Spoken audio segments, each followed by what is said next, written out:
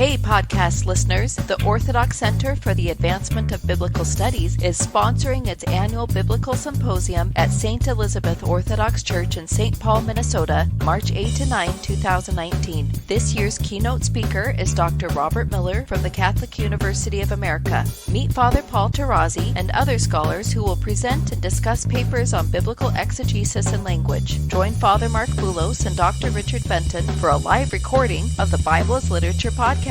Engage with others like you who are committed to biblical studies for all who have ears to hear. Register online at ephesusschool.org. You're listening to Tarazzi Tuesdays with the Bible as Literature.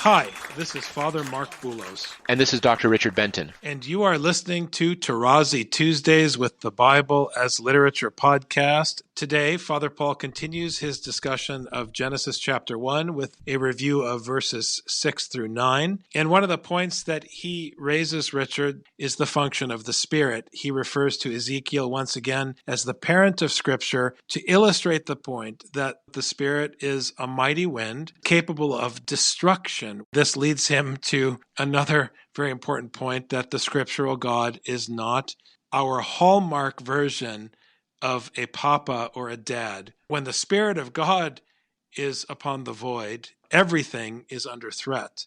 The same one who has the power to destroy also has been making things functional. And Father Paul mentioned in a previous episode that bara, which we usually think of as creation, is really making something functional. When he names the firmament as the heavens, that's when it functions. So the naming implies a function. This is when it has actual existence, meaning that's when it stands out, using the Greek etymology of the word. So the naming is what gives it existence. I am very happy to introduce Father Paul on the Bible as Literature podcast, Tarazzi Tuesdays. In verses 6 to 8, we have the making or the creation of the firmament, the heavens. Remember, at the beginning, we have a reference to heavens and earth.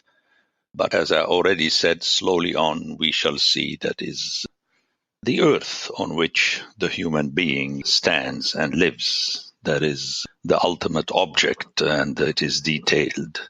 But obviously, the residence of the scriptural God and the other gods are in heavens. And then, since the author wants to say that everything is under his control, he gives 3 quick verses to the heavens. And God said, "Let there be a firmament in the midst of the waters." Firmament comes from the Latin firmamentum, and firma is something solid. The Hebrew is rakia. The Greek is stereoma, something solid, strong. The reason is that, as we shall see soon in the story of the flood, that the waters come from the seas and the rivers, but also it comes down as rain. And people to imagine that since it doesn't rain all the time, what's happening there, the water that is, if you like, above this firmament, is locked by something that is solid, and later we shall hear in the story of the flood that the gates of that firmament, it is as though you have gates, holes, and so on, that are opened, and the water comes down from above. And this is so important that the author says right from the beginning, "And let it," this firmament, "separate the waters from the waters." And God made the firmament and separated the waters which were under the firmament from the waters which were above the firmament. And it was so. And thus everything is under control. Now, let me make an aside here, which is very important. that this word raqiya, which is translated as firmament, is found several times in Genesis, right here at the beginning and only here in Genesis. And then it is found later twice in Psalms. But very interestingly, it is found 4 times in Ezekiel chapter 1 and also one more time at the beginning of chapter 10. Now, that shows, as I indicated in both my commentaries on Genesis and Ezekiel, that these 2 chapters are interrelated. We have the majesty of the scriptural Elohim. So again, once more, we see that Ezekiel as a book is the father or mother of Scripture. Now, I pointed that out to go back to the issue of the Spirit. The trouble in theology, especially Orthodox theology, that is, the Spirit is always presented as the good guy. Remember, when you were students, I would tell you, if you really believe that you are filled with the Spirit, then you should be scattered and shattered, because the Spirit, and this is very clear from the beginning of Ezekiel and elsewhere, it is the mighty wind. It is destructive. And the waters, again, reflect that, because when there is no wind, the waters are a source of life. It's good to be close to the sea. The major cities were built close to the sea or on major rivers. Water is the source of life. But the same element, it's not a different kind of water. It becomes destructive and threatening when it is agitated by winds. And this is what we're going to encounter a few chapters later in the flood. So one has to be very careful in throwing later theology in verse 2 earlier, that the Spirit of the Lord was upon it, that everything is fine. No, everything is under threat. Now, this goes hand in hand with what I mentioned last time, that the waters and the darkness are negative elements. That's why we don't hear that God made them. They were already there. The mission of God, his work, if you like, is to control these powers. And in this sense, he becomes the more powerful. Let's make a jump into Romans, that Paul refers to the gospel as the power of God against the power of the emperor. Okay, we have to keep this in mind, friends. Otherwise, we're missing the message of the Bible by making God a kind of dad or papa Hallmark card, nice, who knocks at the door of your room and asks permission to go in and spends quality time and so on. That's not the scriptural God at all. There is absolutely no connections. Again, we notice in the book of Psalm that he is always in control. He has to be more powerful than the threatening powers in order to save you. Later, we shall find this at the beginning of the book of Exodus. He's more powerful than Pharaoh, and he's more powerful than the waters. So as much as possible, we need to keep this in mind. Now, if you don't know, as I keep repeating, do not theologize. Just wait to see. Remember, in my first presentation, I said in the beginning, Elohim. What is Elohim? You don't know. I don't know. It's a projection of the scriptural text. You have to read further to understand that. The same thing we have to apply when we are dealing with the waters, with the Spirit, with the firmament, and so on and so forth. Notice the firmament is clarified, if you like, Or there is another reference in Ezekiel chapter 1, where at the beginning we have the mighty wind. It's a double feature. You have the mighty wind that is very mighty, Ruach Sa'ara. So let's keep this in mind. Only then we realize why in Genesis 1 it takes 3 days to bring about the earth, which is the world of the human being and his companions, the mammals on earth, that we shall hear will share with him the vegetation, which is also something that comes from the earth, as we shall see. On the third day, we have a lengthy passage that speaks about the appearance of the vegetation on earth.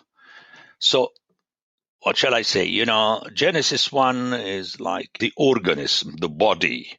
You have different elements you have to take into consideration to visualize the totality and the functionality of the totality. So bear this in mind, and then we have the text saying, and God said, let there be firmament, and let it separate. Very interesting, that verb, because it is the same verb that will be used later to speak of the action of God in separating his people, Israel, from the other nations for a certain mission, which again, it's the mission to show everybody, including Israel, that there are no better than the other nations. But separate is a very powerful verb to keep in mind. He separated the waters from the waters. It's practically a divine action. And as happens in this case, we have technically a repetition, which shows you the importance. God said, let there be firmament, and God made the firmament and separated the waters. And it was so. And God called the firmament heaven. You see here that the heavens come around as an express action of God, which parallels his action of creating the light and soon of creating the earth in opposition with the waters. So keep this in mind. And notice again something more. We have the calling, the naming of the firmament. Earlier, he named the light day and he named the darkness night. Here he names the firmament. He gives it existence in the real sense to stand out. Forget about the creation ex nihilo. There is no ex nihilo here. Okay, the naming. Later we shall encounter this with Adam's naming the animals, naming Eve. Very important. And then there was evening and there was morning that were delineated, qualified, defined on day one, which is the basis of the day. And only at this point we have the first use of the ordinal second day. One more time, one may not speak of the first day. Okay, we have one day, the definition, the delineation. I need to repeat that so that the hearers understand the whole mechanism of creation is in the text, is textual. It's not outside. You take the word create and you write a 15-page paper where you refer most of the time to the Greek philosophers. I mean, you can't do that. You have really to submit to the text. And then we have the third day, which deals with the earth. Okay? One more time, as we shall see, in those times, they didn't know that the earth was an orb, a globe, and so on. So please dismiss this understanding and stick with the fact that we are dealing with the earth, which will be soon referred to as something dry or solid, meaning something on which one can stand to exist. Mainly, one more time, the human being, the animals, and the vegetation, obviously. So we have a lengthy passage from verse 9 till verse 13, where we have, very interestingly, a description of the making of the earth and its vegetation. Very important to remember that. It is earth as functional from the perspective, obviously, of the human being. So in verse 10, we have God said, let the waters under the heavens. He's not dealing anymore with the heavens. He locked them through the firmament in a place above.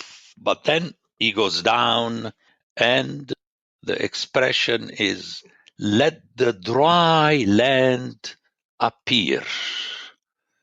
The translation is of the original Hebrew, which is basically a feminine adjective. Let me take an aside here.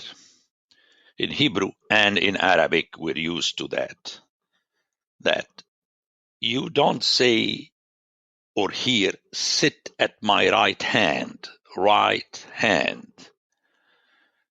You use an adjective by itself, and hand is assumed. And here also we have the same thing. And the Arabic here is very helpful because we have the same thing exactly as the Hebrew. Hebrew is yabbasha with the definite article. The hayyabasha, the solid or arid in the feminine. And since earth is a feminine noun in Hebrew and in Arabic, then the hearer understands what the reference is to. And until now in Arabic, we refer to the earth al-yabisa. This is how we refer to it. Now, this becomes important due to the fact that dry, which is xira in Greek, and notice that ixira, it is also a feminine adjective. And in Latin, we have arida, arid. Very interesting, because that word, as we shall see in the rest of Scripture, when you have something dry, meaning it doesn't have life. Take, for instance, the dry bones, the dry branches. It needs to be taken care of, to be watered to become alive. The Bible as Literature is a production of the Ephesus School Network.